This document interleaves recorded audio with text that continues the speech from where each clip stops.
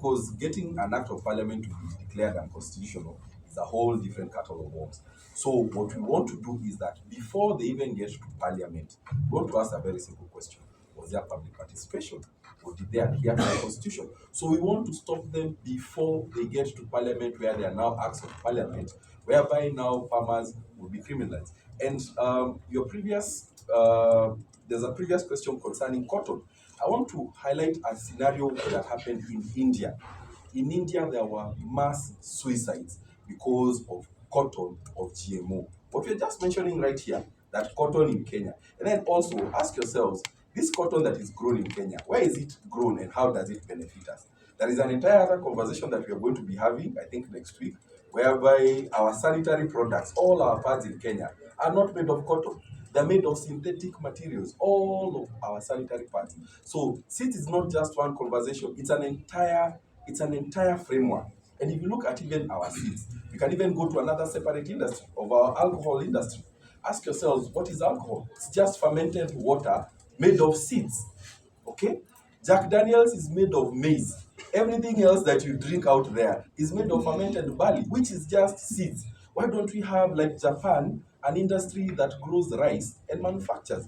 So this oppression is not as narrow as you think about it. It is very broad, but the entire objective is to make us subjugated to Western forces and that we cannot grow and self-sustain ourselves. It is intentional. It is calculated. Nothing is happening in a vacuum. There is a bigger macro plan that makes us exporters. And I asked one of your colleagues earlier on, if right now we were to stand here and say, everyone who's wearing something that is made in Kenya, remain in the room.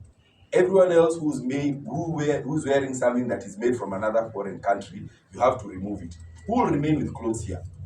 Who will remain with clothes here? Everything that we have here is expensive. Use yourself as an example. Ask yourself from the minute you wake up in the morning till you go to bed, what is it that you actually do, that you actually use, that is made in Kenya? So there is a crippling effect of these bills, and it has been going on for a while. Colonization never ended. We may not have been in chains, we may not be in the same system, but it's the same system that is going on, and it is now coming to our plates. The same narrative. Thank you. Yes, I don't know if there is at the policy making level. All these bills have been generated from policy documents. And these policy documents have systematically talked about we are not able to sustainably feed ourselves.